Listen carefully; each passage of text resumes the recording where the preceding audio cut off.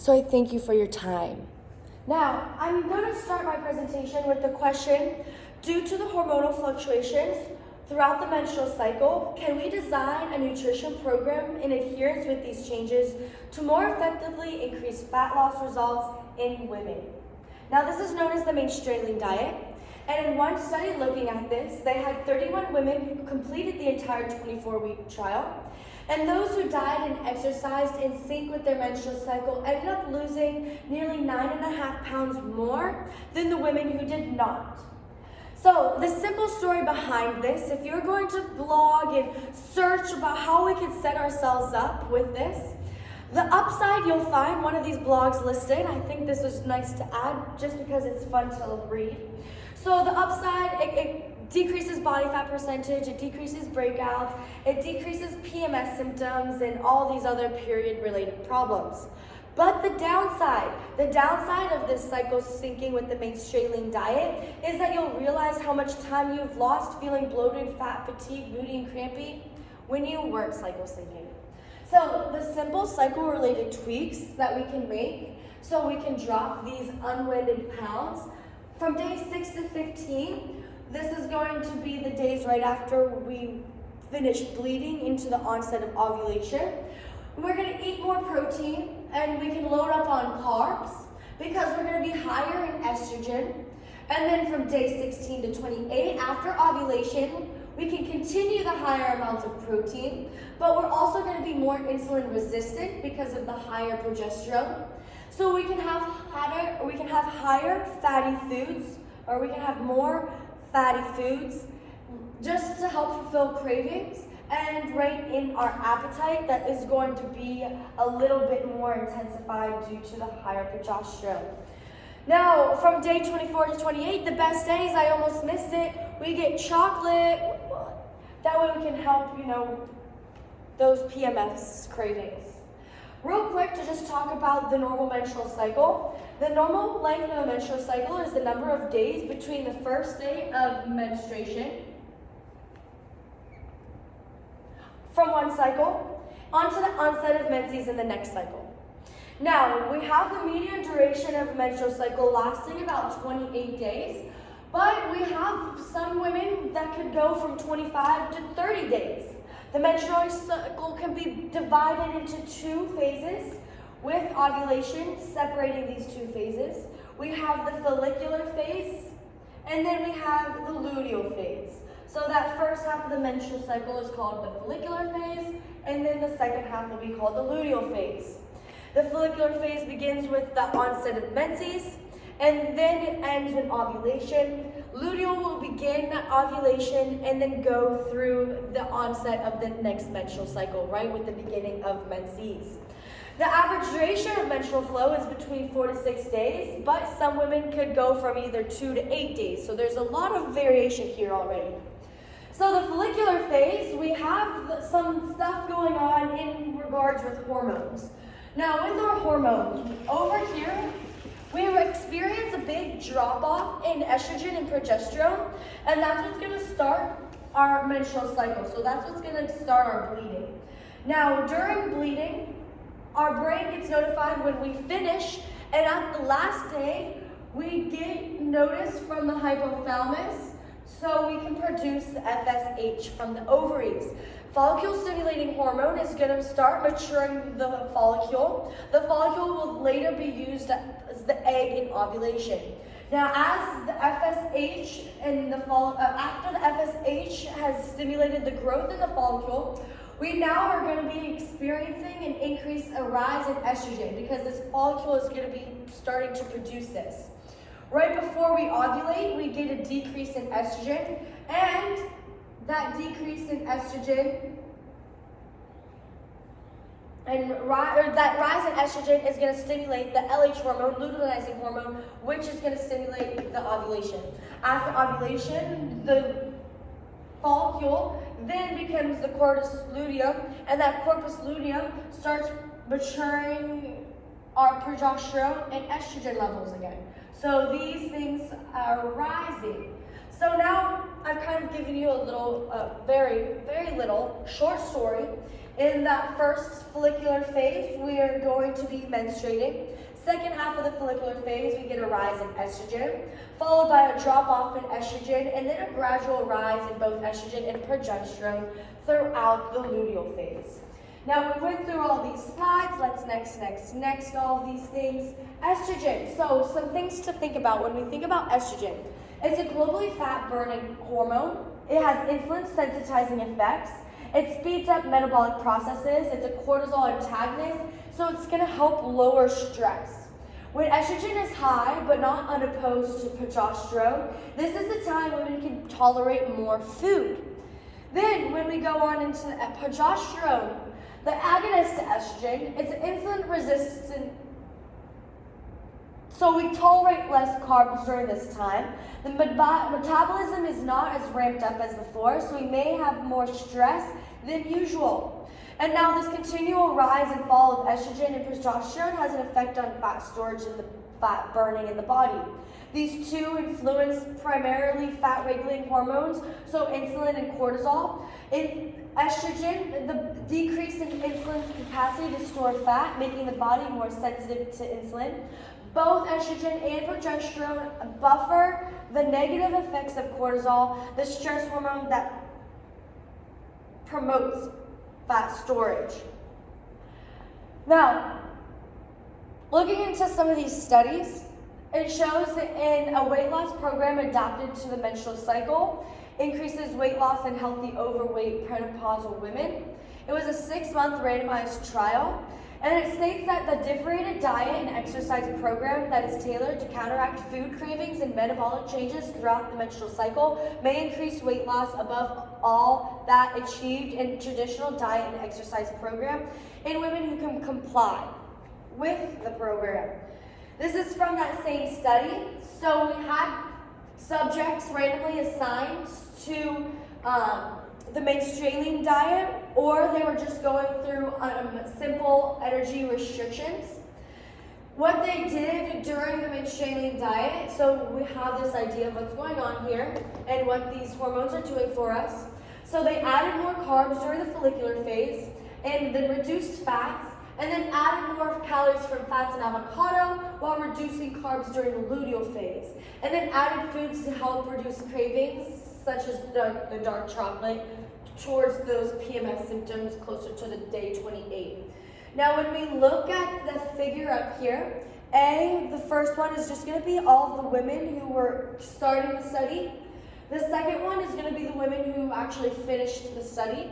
We see this big drop off with the darker line, and that's showing the women who were on the menstruating diet. And although that the women who were going the simple energy restriction, they lost weight, it wasn't as significant as the women who were part of the menstruating practice. Now, some study limitations. First, the protein amounts in the menstruating diet were higher than the control groups, and we already know that eating more protein is an effective weight loss strategy. And we didn't take into account any of the individual hormonal fluctuations. So I did give us a nice simple story about how this looks, but in the following slides, I'll show you some of the different hormonal fluctuations women really are experiencing from cycle to cycle. The cycle also had low completion rates. So the low completion rates then makes me think that the practice in general public might not have as much effectiveness just because the non-adherence. It also was an open label design, so the women who were on the menstruating diet might have had some bias and were able to have more motivation to complete the program just because they had an idea of what they were doing. Now, where this falls short. So when reviewing the medical literature, there is not much evidence to suggest the approach can help during your cycle. However, the foods and activities suggested for cycle syncing are incredibly healthy. Results may be a side effect of these choices.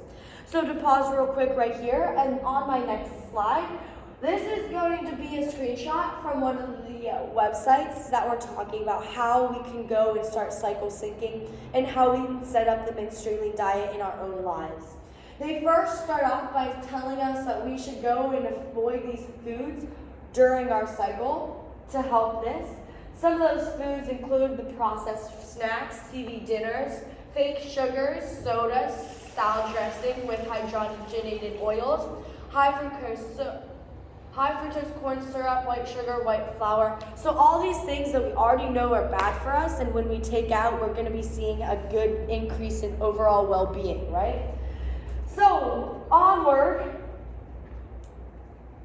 the luteal phase of the cycle is relatively consistent in all women. So the luteal phase, that second phase, with a duration of about 14 days. The variability of cycle lengths is usually diverted from the follicular phase, which can range from about 10 to 16 days.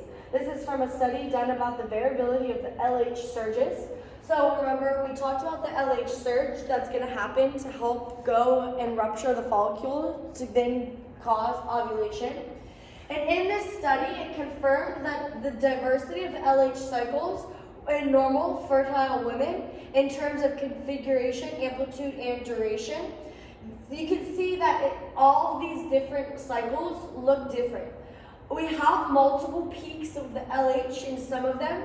Some of them, the LH surge lasts longer than others.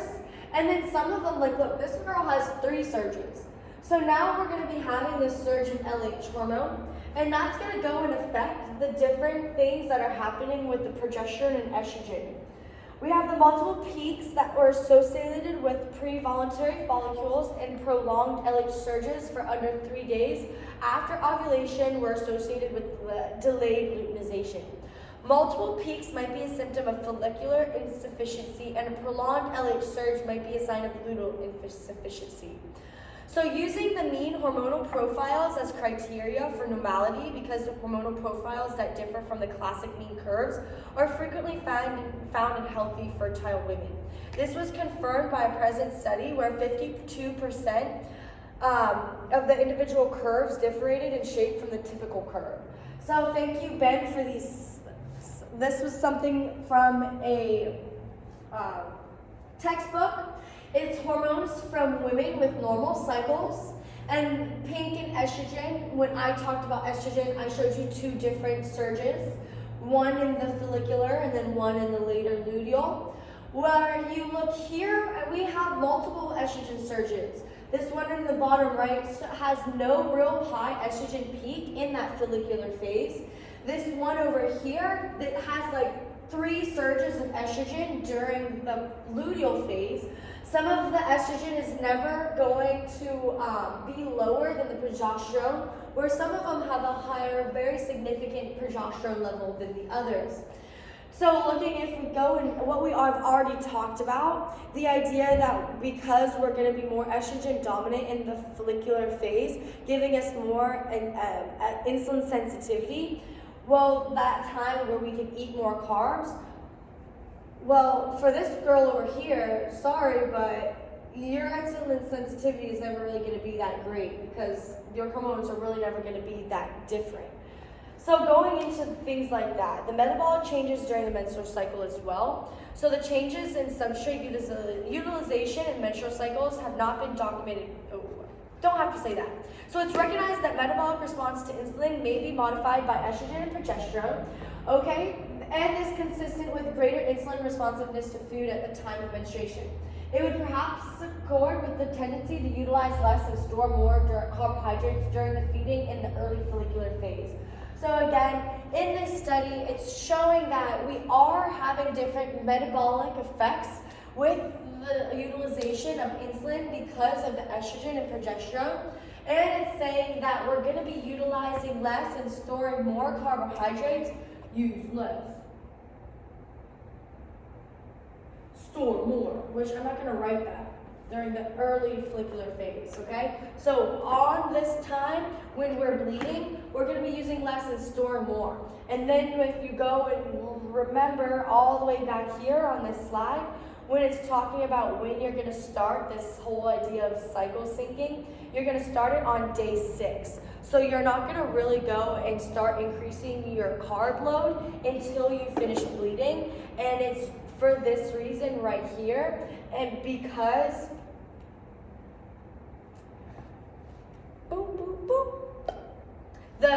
because we're going to be having greater insulin responsiveness to food at that time of menstruation.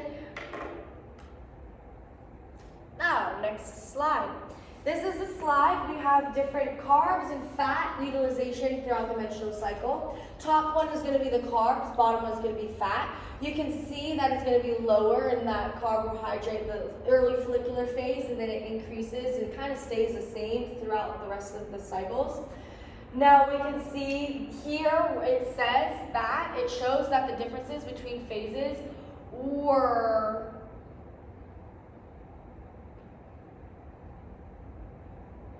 not significant. So again, we see changes, but the changes are not significant. The two values were not statistically different. The rate of carbohydrate utilization was lowest in the first few days of the cycle and then rose to a maximum value before ovulation. We can see that there's some changes in body weight and carbohydrate, fat, and metabolism, but no great as to achieve statistical significance on an analysis of variance. The inter-individual differences were highly significant. An analysis displayed the problem of trying to discriminate small differences in the metabolism and studies on energy balance. And now this goes into some study limitations. So if the changes could have been much greater if we had unlimited food intake, just because we did give like a certain thing to each woman. So if they were eating what they normally would eat, we could have had some differences in that. And also it was a small study population of only 8 women. So what this means, I think it gives us a deeper understanding of the hormonal tornado women are constantly experiencing. We have this, like, again, I think this is a big simple story of what women experience through the menstrual cycle, but then we can go and look even deeper into the individualized approach with each woman, because again, different things and different hormonal spikes are happening differently for all of us. So the variability in normal cycles isn't normal, and the slight metabolic changes during that cycle could play an effect, but it wasn't significant. So the studies didn't show that much of a difference, although it is occurring. Now, I think it is another tool that we can use, especially knowing that we can tolerate more carbs as soon as we finish bleeding for the next week or so. But we have to be careful because that all changes really fast as soon as our hormones begin dropping. And then adherence to this is a must, because again, something can't work unless you're working it. So the idea of these women having different diets for each individual phase of their cycle could be pretty overwhelming. If our goal is fat loss, I think it depends on what experience level the woman is and what kind of adherence level, again, that she has in order to complete this. It's something that you can do and it works, but again, do we have the adherence? Do we have the understanding of where this woman is going to be more higher estrogen or higher progesterone, and is it worth our time, right? Could we just go back to worrying about quality, worrying about timing, worrying about the quantity of our foods instead? That's definitely going to be way more important than worrying about if we're going to be like eating enough carbs during the late follicular phase of our menstrual cycle, right? One of the other things that this doesn't include is women who are on any kinds of contraceptives, so birth controls, IUDs, or anything that's going to be messing with the hormones on that level.